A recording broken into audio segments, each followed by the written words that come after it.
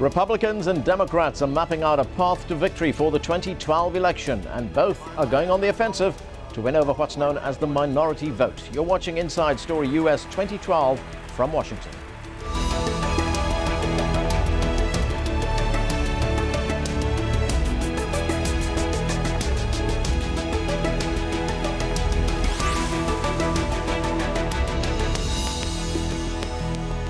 Minorities are a growing force in American politics, and it's changing the electoral calculus.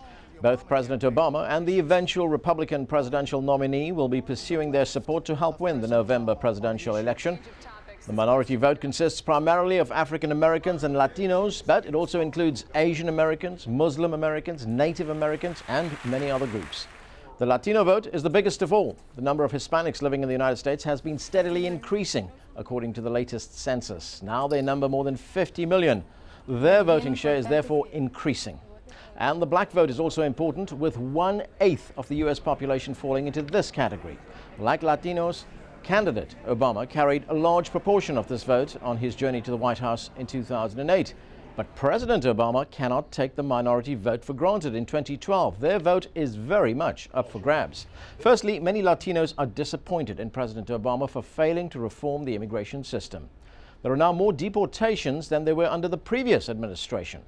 Then there's the economy and the high unemployment rate, which is affecting blacks and Latinos in disproportionate numbers. And also economy related, the growing wealth inequality between rich and poor. This has been exacerbated by the number of black and Latino families who've lost their homes through foreclosure. So how will the Democrats and the Republicans attract the minority vote? To discuss this, we're joined in the studio by Hilary Shelton from the National Association for the Advancement of Colored People. In Berkeley, California is Roberto Lovato from Presente.org, an online Latino advocacy organization. And Rich Counts is the former chairman of the Washington, D.C. Young Republicans. Welcome to all of you to the show. Thanks for having me. Hilary Shelton, let me start with a very broad question. We talk about minorities in the United States. They now make up something like a little over 36% of the population in the United States, according to figures released by the Census Bureau last year. What kind of an impact does that number, or will that number have on the election? Well, it's yet to be told. Quite frankly, when we look at the outcome of the election, it can actually spin the election in any direction. What we experienced in 2008 was we know that it was African-American votes, and quite frankly, young African-American votes that delivered the White House for the current president of the United States. We know that strong turnout by Latinos, Asian Americans, and others can make a huge difference in what is sure to be a very tight election. Okay, let's talk about the Hispanic vote. When we look at the Hispanic vote, there are more than 21 million Hispanics that are eligible to vote. We have a graphic on that. That's up from 13 million in 2000. But of the 21 million eligible to vote, only 11 million were actually registered. And in the 2010 midterms, only 6.6 million of the 11 million registered voters actually cast their ballots. That's a relatively low number, isn't it? Yeah, before anything, I need to say that I'm speaking as a writer and journalist. I don't represent the positions of Presente for analysis purposes. That said, I think the number we need to look at is the number that will probably actually vote, and it's compared to 2008. In 2008, since 2008, we've seen about a 26% increase in the Latino vote that's projected to be, according to the Pew Hispanic Center, at about 12.2 million. Which is significant, especially when you look at states like Florida, Nevada, New Mexico, Arizona, and possibly North Carolina, and maybe some other states as things develop. Latinos, those are Latino-heavy states, Latino-dominant. And so the word minority in the Southwest is starting to take on a completely different meaning. So that's a strong consideration for any candidate, as you can see from Barack Obama's attempts to overcome the fact that he's deported more than 1 million people and alienating Latinos by the droves. Or Mitt Romney's attempts to cover up his support for fundamentally racist policies like Arizona's SB 1070. So it should be an interesting challenge for both parties. Okay, Rich Counts, let's talk about the Republican Party. We've had more than one Republican presidential nominee talk about African Americans in what many perceive to be a derogatory way. Is that the route to getting the African American vote, to getting other minority votes? Well, I think there's been a lot said about what the candidates have said to minority voters and said to African Americans in particular. I think at times we get too caught up in looking at one little soundbite, like a 5-second clip of what Newt Gingrich Well, it's might not have been one said, little or soundbite. what We'd heard Rick this Santorum recurring said. from different candidates. We've Well, heard yeah. it all Well, one the time. soundbite from Santorum, it was the one he said in Iowa a little while back, and then Newt Gingrich has said some stuff. But I think that it gives us a better sense of what's really going on when we look at what the candidates have done, and look at their background, look at what they've proposed to do, and then look at how that's affected our community. And you can look at that on both sides. You look at you look at welfare reform, for instance, something that Gingrich and Santorum are really involved in. Since 1996, when it was enacted, you look at 10 years after that, poverty rates among young African Americans went down 9%. And there's a lot of other statistics to back up how much welfare reform has helped minority communities. When it comes to the current campaign, though, let's listen to what one Republican presidential candidate, Newt Gingrich, said in Monday's debate this past Monday when asked about his view that African Americans should, quote, demand paychecks and not be satisfied with food stamps. Let's take a listen to this. You saw some of this reaction during your visit to a black church in South Carolina. You saw some of this during your visit to a black church in South Carolina, where a woman asked you why you refer to President Obama as the food stamp president. It sounds as if you are seeking to belittle people. Well, first of all, Juan, the fact is that more people have been put on food stamps by Barack Obama than any president in American history. Now,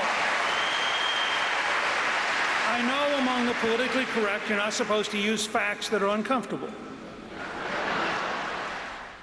So, Rich, I mean, statements like that, how is that going to play with minority communities? Well, I think, again, it goes back to the idea that we're looking at one thing that he may have said that may have, discouraged some voters, rather than what he's actually done as a candidate. We look at 25 years before welfare reform, and we look at the poverty rates for African Americans. It didn't really change anything. It didn't really help. And so we look at the 10 years after that, and we see, like the stat I just gave you a little while back, how there's a 9% decrease. And so Newt Gingrich, Rick Santorum, Mitt Romney, they've gone out with this message that says, hey, minority voters, you can, African American voters and Hispanic voters, you can come to this country, you can start at the bottom and come to the top. That's the American dream, and that's what the Republican Party has always promoted. And so I think that's a message that really resonates with minority voters, and especially in the time like today where the economy is doing so poorly. We're seeing so many people, minority voters, young voters, and people who aren't traditionally the stereotypical Republican voter, come to the party and say, hey, they're offering something that I'm really interested in. But what the party is offering is basically, tax breaks for the rich, more money for corporations. We'll talk about that in a moment. I just want to go to Hilary Shelton. Is it perhaps a bit presumptuous of President Obama, and the Democrats for that matter, to think that it will automatically get the minority vote, that it doesn't have to be earned? No, you're absolutely right. And certainly that can't be the case. African Americans have learned over our years, and keeping in mind our history, African Americans coming out of the bondages of slavery voted overwhelmingly Republicans because, like every other demographic in the United States, we vote our economic interests, and certainly not being a slave was well within our economic interests. As time went on, you saw a transition because of policies, issues, and economic conditions. African Americans began to vote more for Democrats throughout the years. Let me also say the NAACP doesn't endorse anybody. Right. We're nonpartisan, no Democrats, no Republicans, just agenda. But we saw African Americans shifting then to the Democratic Party as we went through the New Deal. Options were offered, jobs were offered to African Americans working in the government, on the railroads, other places and whatnot. As we moved through the Civil Rights era, it was indeed Lyndon Johnson that signed the Civil Rights Act of 1964, Voting Rights Act of 1965, Fair Housing Act of 1968, all moving the African American community more squarely into the Democratic Party because, again, of the Democratic Party's agenda. So they're still going to have to work for it. They're going to have to show that they actually represent the values, the needs, and concerns of those communities. Whether Barack Obama were African American, white, Latino, it wouldn't matter. It's all about the agenda. The African American community also learned the hard way that just because someone may look like you doesn't mean they support you. And certainly Clarence Thomas, for our agenda, has been a very powerful example of someone that looks like us, but has very well not done very well by the concerns of the African American community while serving on the U.S. Supreme Court. Okay. Roberto Lovato, when we look at the minority vote and we look at what candidate Obama at the time promised, especially where it concerns Hispanics, he promised comprehensive immigration reform. He's not delivered on that. Isn't the danger now that many in the Hispanic community will just simply not vote, that there will be apathy, that the biggest problem the Democrats face in the upcoming election is apathy? Absolutely. The Impartial, the country's largest Spanish language newspaper network and Latino Decisions polling firm, have done consistent polls demonstrating a very strong decline in support for President Obama. He's still going to get the Latino vote because with all the racism and lunacy in the rhetoric of the Republicans, Latinos would be probably shooting. It was Mitt Romney polling barely at 24% when George Bush polled at 36%. On the other hand, President Obama has deported twice as many people as George Bush, 1 million people. He's jailed, deported, and terrorized more Latinos than any president in U.S. history. And to think that appointing Cecilia Munoz, who has made anti-Latino statements as well, to his a higher level of his team, for example, as he did a couple weeks ago, is absurd. President Obama is doing a lot of symbolic gestures. What he needs to do is end a program called ESCOM, Secure Communities, which is one of the most massive racial profiling programs in U.S. history and responsible for those, in many ways for those 1 million deportations. So the politics of symbolism used to be with Latinos that you put on a mariachi hat and said, "Si se puede." Now you're appointing people who are Latino and thinking that's going to be enough when what you need to do is deal with the issues. Mitt Romney is largely rumored, for example, to bring on Marco Rubio as vice president. Who is Marco Rubio? A Tea Party-backed, anti-immigrant, anti-Latino candidate, if ever there was one, who happens to have a Latino last name. I don't know how the Republicans think this is going to work when less than 4% of the Tea Party is Latino. We know they're racist. We know they're violent. We know they're responsible for all these radical extremist immigration proposals like the ones in Arizona that are backed by Tea Party favorites Joe Arpaio and Russell Pierce. So President Obama made those laws possible with his federal policies. So both he and the Republicans have a challenge to defeat the real candidate in this, which is nobody, because nobody's speaking to our issues. Nobody is telling the truth. Right. Nobody is really supporting Latinos. Okay, let me get the views of Rich Counts here. Some serious indictments against the Republican Party there from Roberto. Do you want to respond to that? Well, I think to touch on Marco Rubio, I think that he's a guy whose family came over from Cuba. He started, like I said earlier, he started really small. He didn't have much in ways of wealth, and he didn't have much in ways of in a lot of other ways. And he came up, and now he's got a chance to become president of the United States, and he's being talked about as vice president of the United States. And so that's the American dream. And that's what he preaches when he goes out there and he talks to different communities. And I think that really resonates with the Hispanic community. You look at Florida, there's a lot of Hispanics in Florida who are really supportive of Mitt Romney and supportive of a lot of other Republican candidates.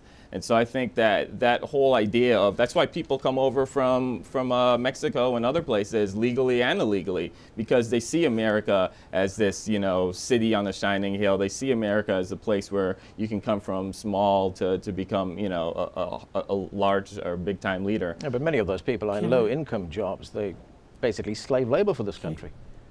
Well, can I weigh in here? Well, that's what they start there, and then they come from other countries and they start there, and then they have the opportunity to to progress. Okay, Hilary Shelton, let's look at the nuts and bolts of the election itself. Now, as we know, the American system is not he who gets the most votes becomes president, or she who gets the most votes, as the case may be. It's a state-by-state affair. That's right. And we know that in many states, which are now solidly Republican states, especially in the South, red states as we call them here in the United States, the minority populations have increased.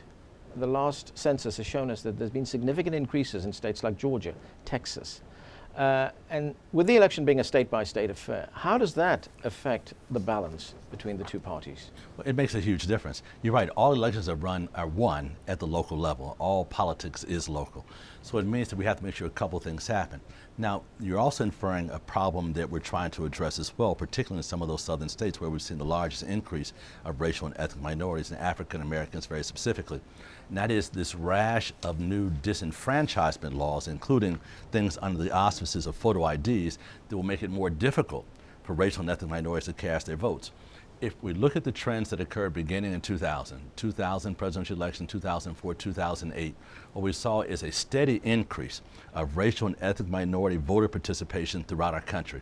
And more specifically, to our young people between 18 and 24, we saw a huge increase in voter participation. And even Barack Obama today will tell you that he is convinced that he was delivered to the White House by that young American vote that included a very strong African American voter participation to make that happen, probably only second to the strong participation and support it got from the women's community.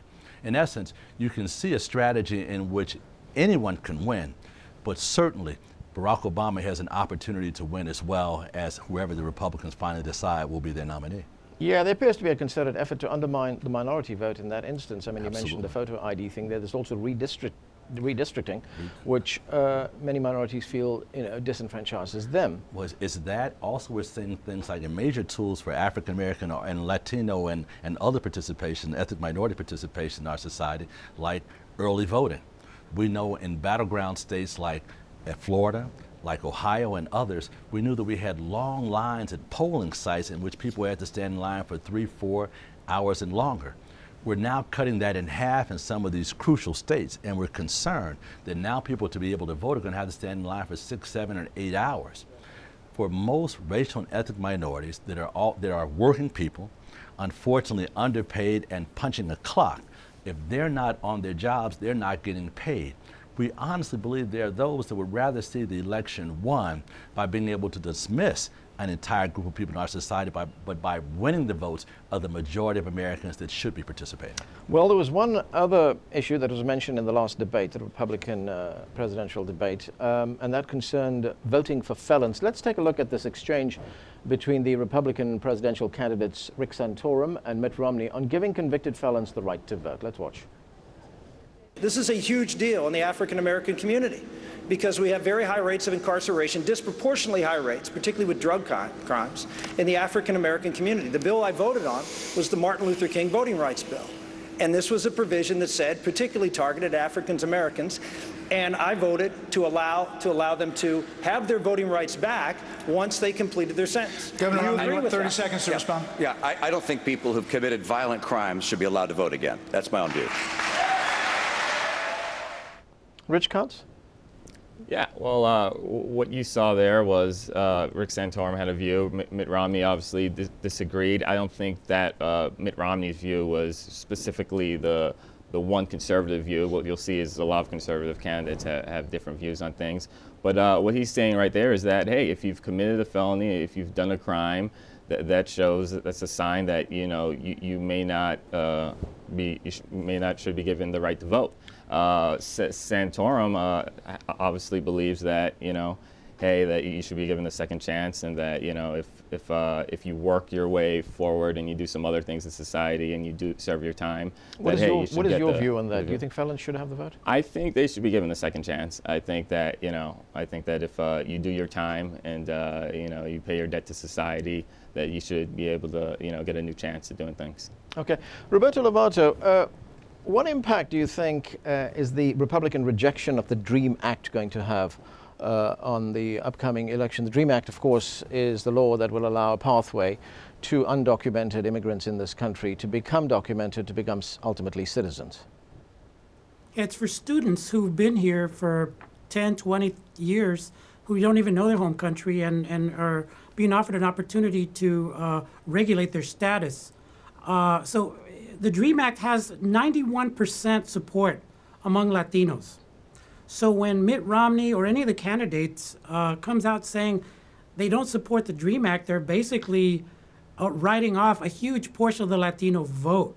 when President Obama doesn't really move to use his bully pulpit to advocate for it as he could and didn't when it came up, that's going to have an effect. So if you combine that with, for example, the Republican rejection of comprehensive immigration reform for 11 million people who've been here for a while, paying taxes, many of them, and majority of them, and doing, building this country, sustaining it, you're not going to get. I mean, polls show, like Latino decisions show that 50% of Latinos, 53% of Latinos have or know somebody that's undocumented. 1 of every 4 of us knows somebody that's either been deported or in deportation proceedings. So if you want to lose Latino votes, just deport our friends and family, talk like the Tea Party, Marco Rubio's Tea Party, but talks about immigrants, or like Marco Rubio, rejects comprehensive immigration reform. He rejects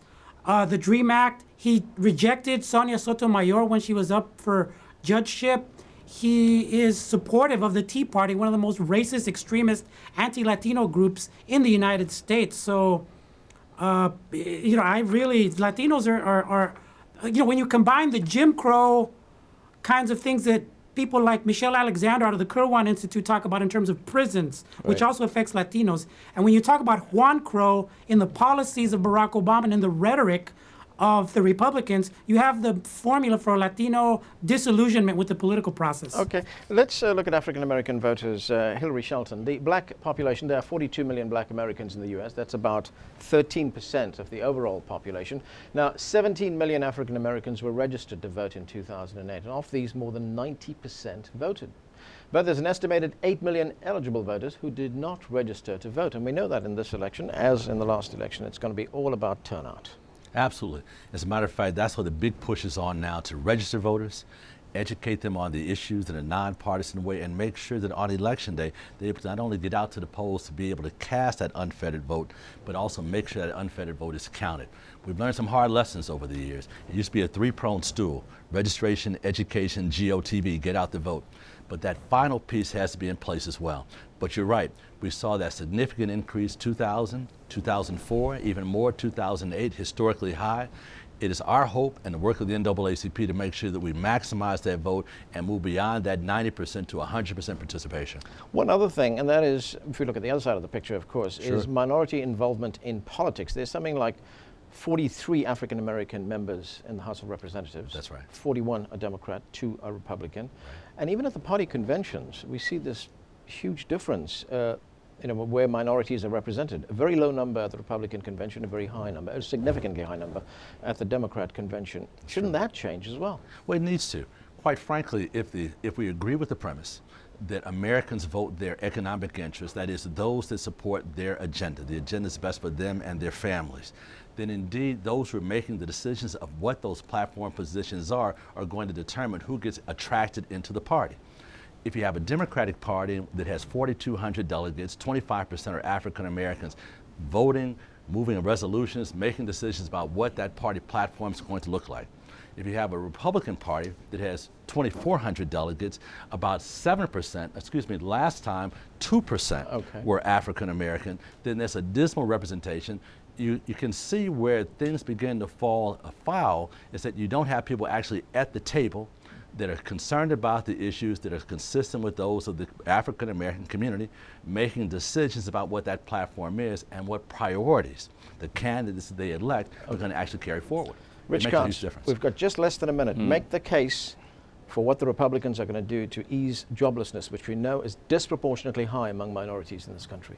Well, yeah, and that's why I think that the Republican Party has a lot to offer African Americans and minorities in this coming election, because jobs is the #1 issue. And it's not just the #1 issue for African Americans or minorities, because even though they're disproportionately hurt by it, it's the #1 issue for all Americans. And Mitt Romney's put forth a very aggressive jobs plan. Newt Gingrich has, Rick Santorum has, Herman Cain had his 999 plan, and that's going to be the #1 issue. Let's get this economy going again. And I think the Republican candidates have stepped up to the plate, and they've offered some really great ideas on that. And I think that minorities across this country those ideas will resonate with them, and we'll see a lot more minorities voting Republican this year as opposed to 2008.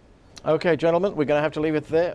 Time's caught up with us. Thanks to all of you for being with us today. And that's it from the team here in Washington, D.C. for now, but we want to hear from you. Tell us what stories you think we should be covering. Send your ideas directly to us at insidestory@aljazeera.net.